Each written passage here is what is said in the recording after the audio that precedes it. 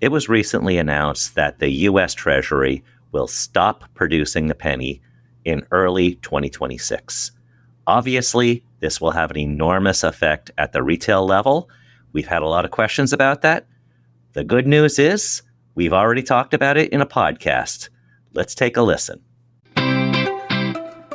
Today, we're going to talk about the penny. There's been a lot of discussion about whether we should abolish it, what it means at retail, and what it means to consumers. No guest today, just me. I want to take you through a couple of the issues related to killing the penny, abolishing the penny, whatever you want to call it. And I want to take you through a couple things that NACS is looking at. First, why do we even care about the issue? Second, I'll talk a little bit about what do consumers say? Where do they fit in this equation? A third element will be how would it work at retail? And we do have examples of how it has worked at retail and what it means. And then fourth, we'll just look at what's next. So as we take this journey through the penny, let's just start with why does NACS care?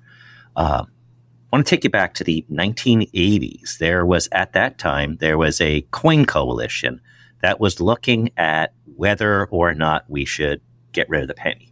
And if you Google Walgreens and NACS and penny, you'll find something about how NACS was involved with Walgreens at the time in surveying what does eliminating the penny do to transactions.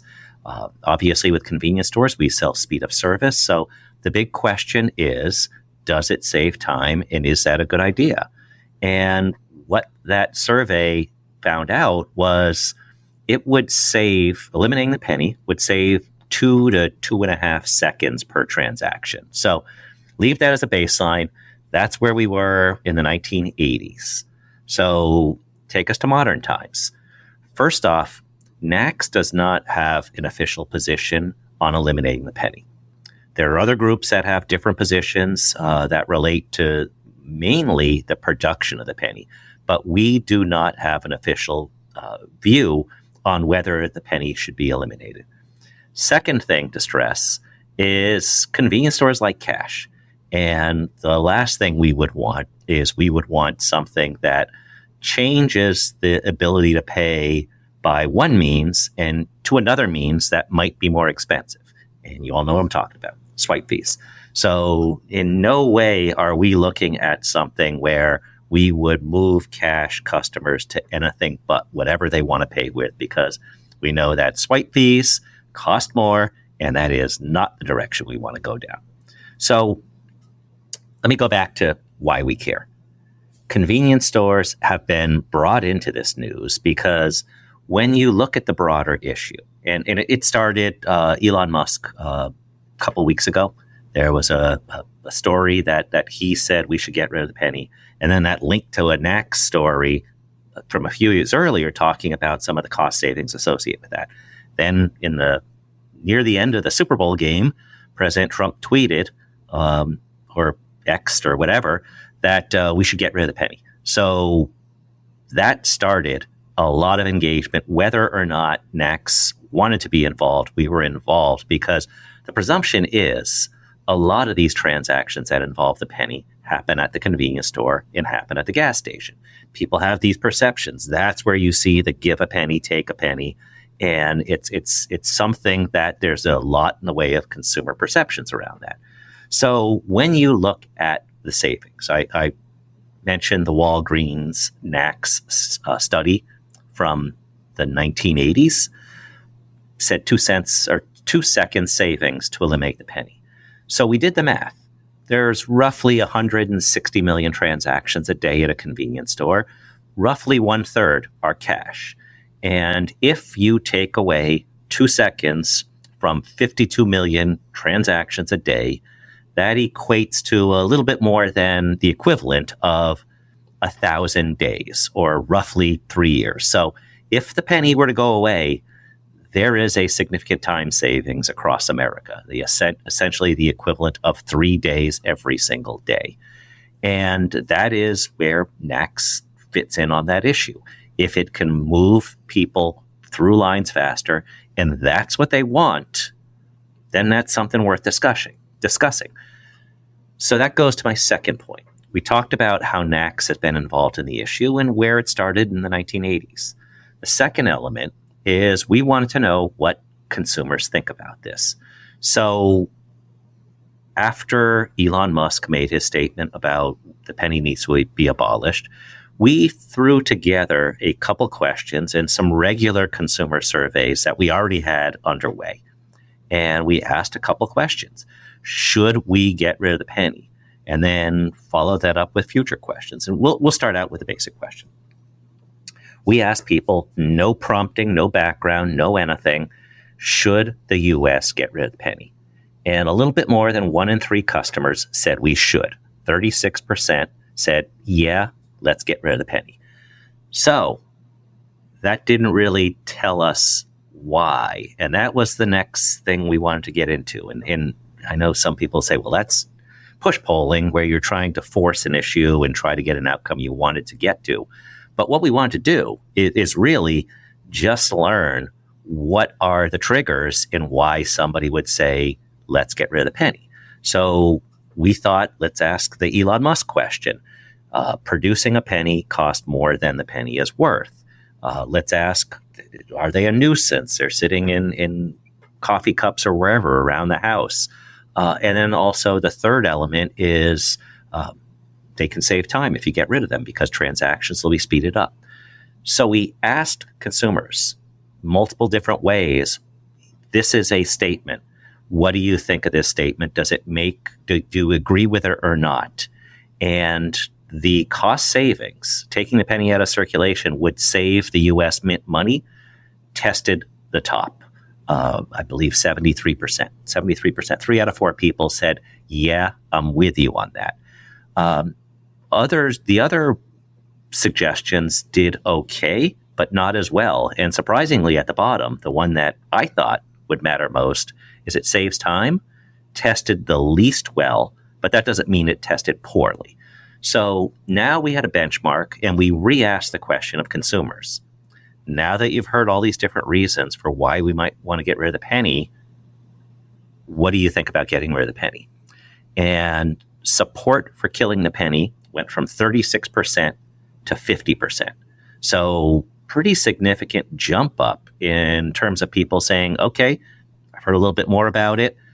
Now I have a reason to want to get rid of the penny. So we did one final thing. We wanted to find out if we explained to them how the process would work, what would they think of that? And I'll be honest, I thought if we ask them and talk about the rounding up and the rounding down, that there might be a level of distrust in all this, because I think that's baked into a lot of retail. People just generally assume that when something is announced at retail, whatever channel, not necessarily our channel, but whatever channel, that it's somehow we need to look at this more carefully because what's really going on here. But we explained it. We said that for transactions that end in a 1 or 2 cents, or 6 or 7, etc., they would be rounded down to the nearest nickel. And then those that would be an 8 or a 9 would be rounded up.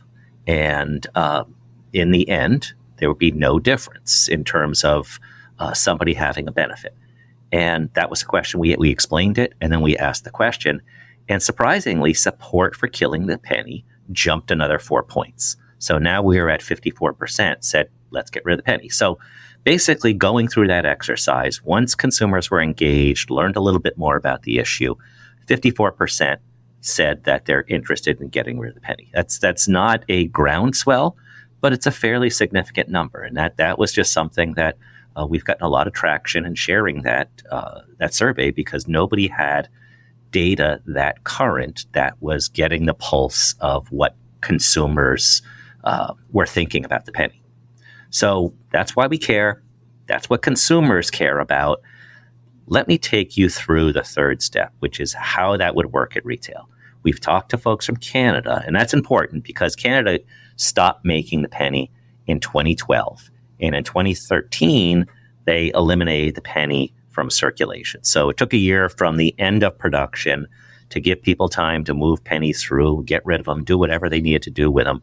But Canada has not had the penny in terms of transactions since 2013. How's that work there?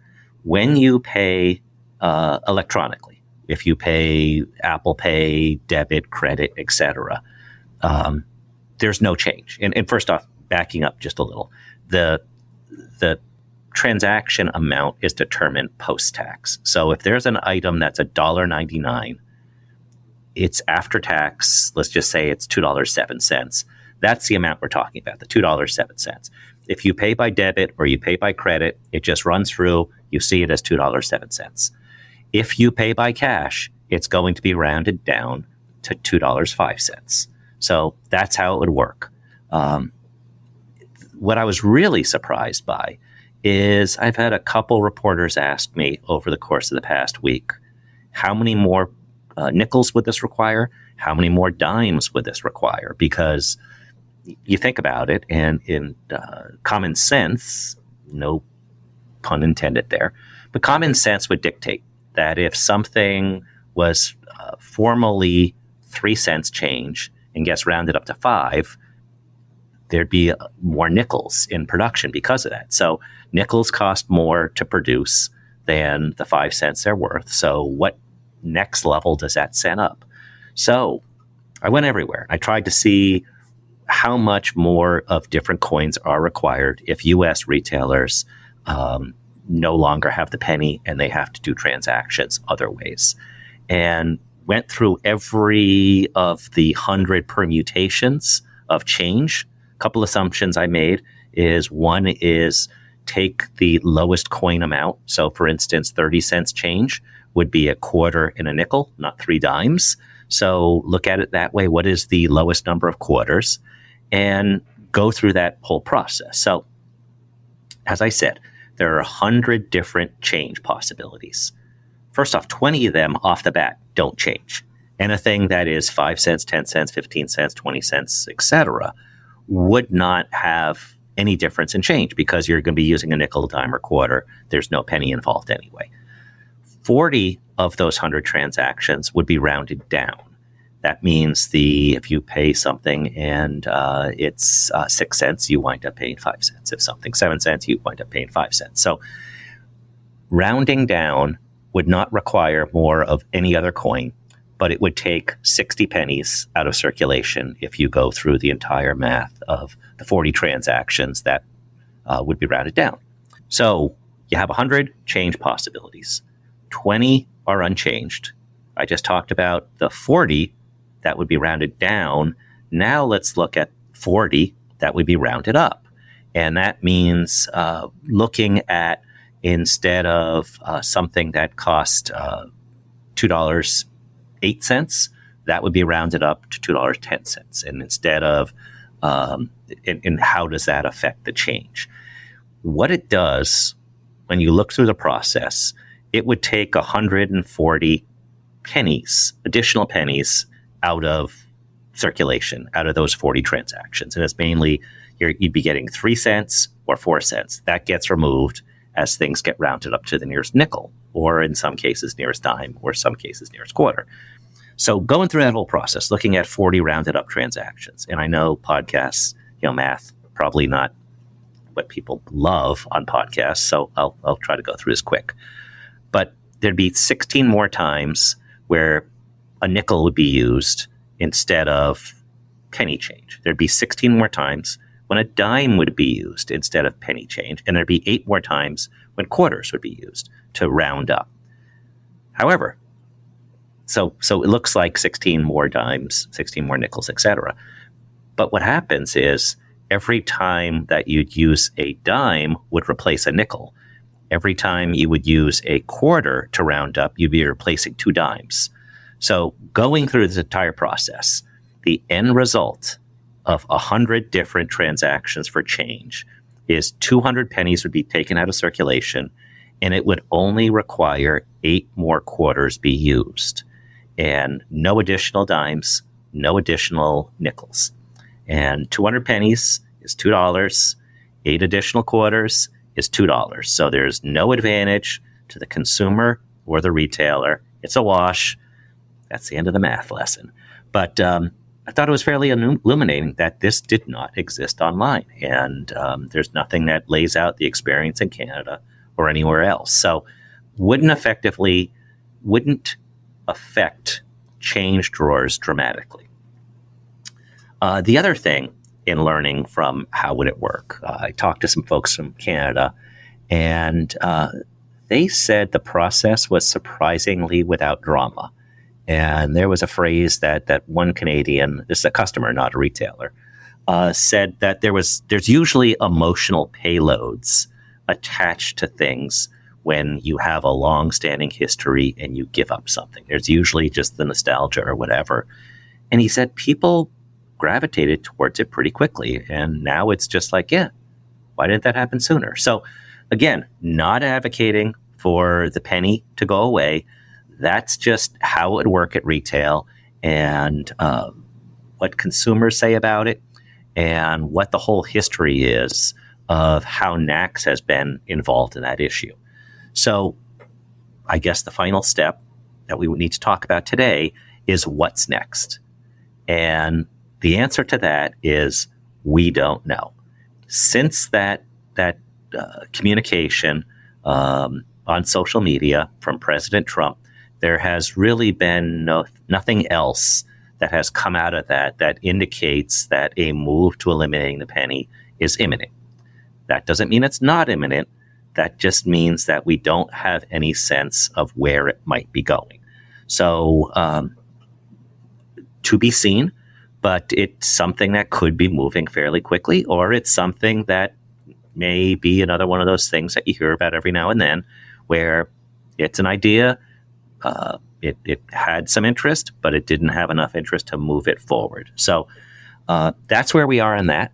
Next, we'll, of course, be doing additional polling to look at the issue and see how do consumers feel about convenience, and convenience by whether you pay by cash, the penny, any other means, and anything else related to convenience. So a couple other final thoughts about polling. If you have the February NACS magazine, we have a article looking at consumer polling related to food service in convenience stores.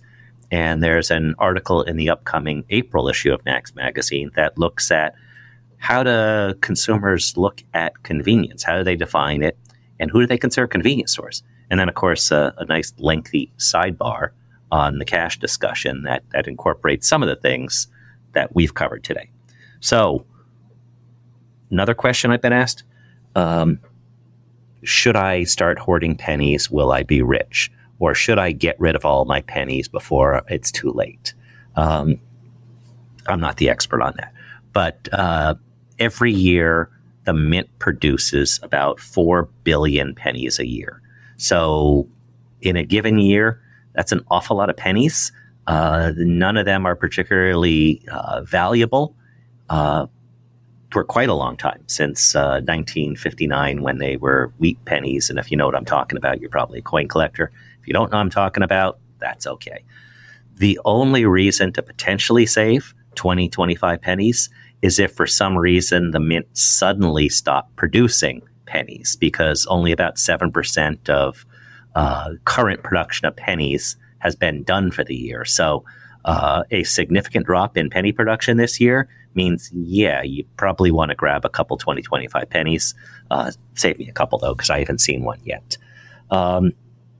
The other thing is, what about all the other pennies? There probably will be a system where you can use some of those cash acceptors and get your pennies out of circulation, just like you can do right now. But to be determined, because once again, we don't know what the process is, but it's been a topic that's been in the news the last 2 weeks, and we thought, let's just give you a little bit more insight into what's going on with the issue.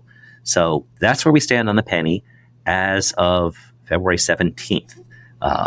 That could change significantly, and it, as I said, it could change quickly, but at least give me credit for going 20 minutes without throwing any penny puns out there, besides one that kind of slipped in there. If you'd like more, we have more information on our website, convenience.org. There was also a documentary, and it won a couple of awards that came out in 2020 called Heads Up, When Will We Stop Making Sense? And Max was featured in that, of course, talking about the angle about how reducing a penny consumption or penny usage can speed up transactions. And they covered it from all kinds of different angles. If you want to watch the documentary, I think it's available on all the streaming platforms. As I said, it's called Heads Up, When Will We Stop Making Sense? And if you have any questions about the penny or any other issues that we should be talking about like this, that kind of take things away from the traditional podcast conversation, which is usually a conversation with two or more people, and essentially it's a monologue, shoot me a note, because if it's of interest to you, it's probably of interest to other people. And let's just keep the conversation going about issues that are important to you and importance to the interested. So thanks for joining us today and listening to Convenience Matters. Convenience Matters is brought to you by NACS and produced in partnership with Human Factor.